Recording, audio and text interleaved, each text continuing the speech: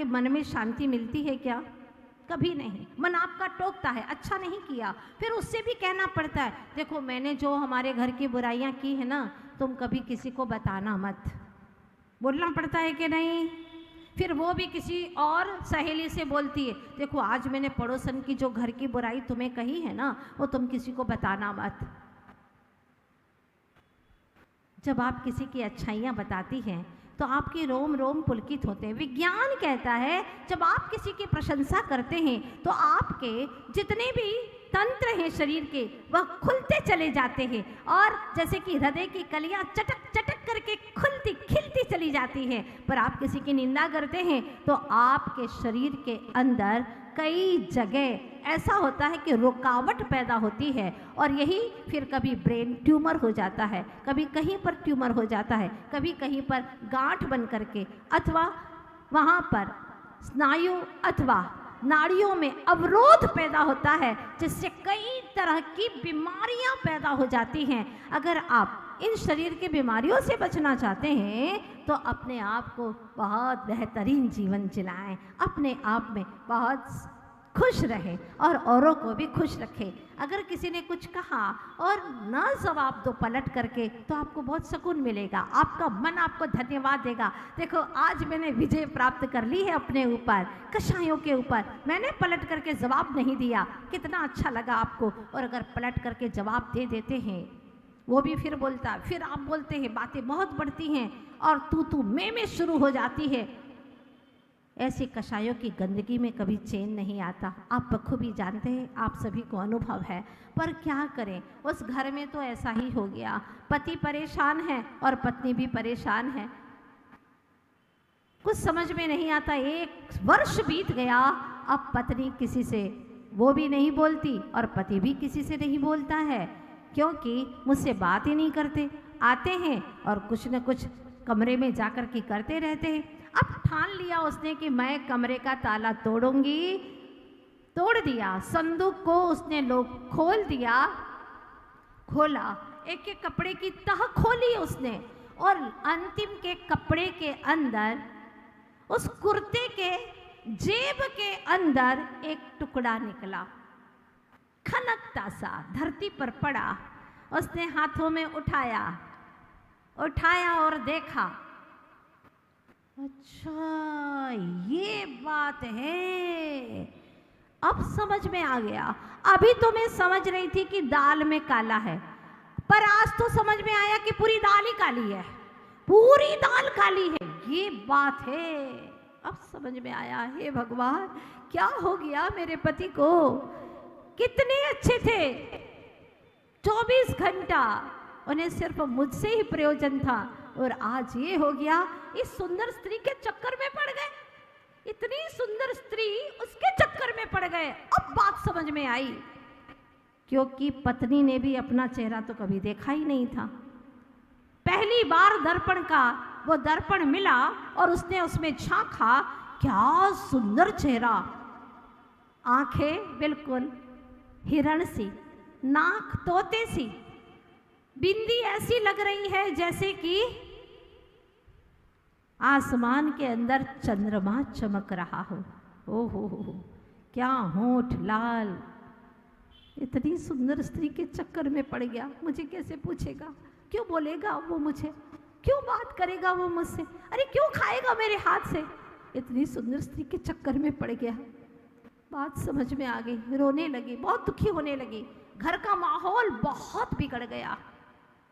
आखिर एक दिन पति ने कहा, भाग्यवान तुम आखिर मेरे साथ में ऐसा व्यवहार क्यों कर रही हो, मुझसे पूछते हो, पूछो उस तुम्हारी सुंदर स्त्री से, पूछो उससे जिसकी तस्वीर तुम रखते हो। कैसी तस्वीर, कहाँ सुंदर स्त्री, अरे कैसी बात करती हो तुम। मैं बात नहीं करती, मैंने अपनी आंखों से देखा है, अपनी आंखें कभी धोखा नहीं दे सकती। मैंने अपनी आंखों से देखा है, वो सुंदर स्त्री की तस्वीर रखे हो तुम अपने पास में, और तुम्हें शर्म नहीं आती, झूठ बोलते, मेरे साथ भी झूठ बोलती हो।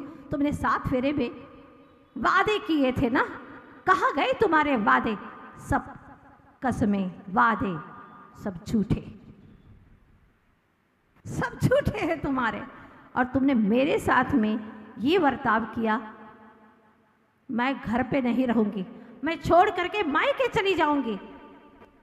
तुम्हें जहाँ जाना हो वहाँ जाना, पर झूठ तो मत बोलो। झूठ मैं नहीं, तुम बोल रहे हो।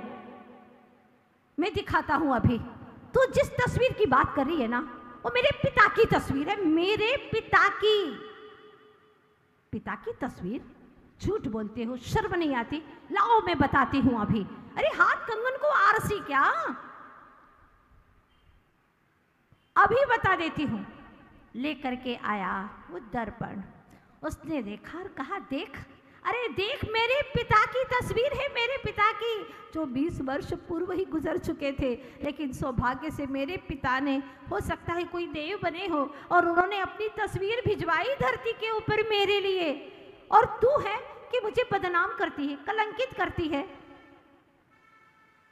मेरे हाथ में दीजिएगा, मैं झूठ नहीं कहूँगी, सच कहती हूँ। और जैसे उसने देखा, देखो ये क्या है, ये सुंदर स्त्री की तस्वीर है। झूठ बोलते हो, नहीं है विश्वास? अभी पंचों को बुलाया जाएगा। पहले के समय में कोर्ट केस नहीं हुआ करते थे, पंचों को बुलाया जाता था। अब तो समय ही खराब आ गया, किस पंच को बुलाए?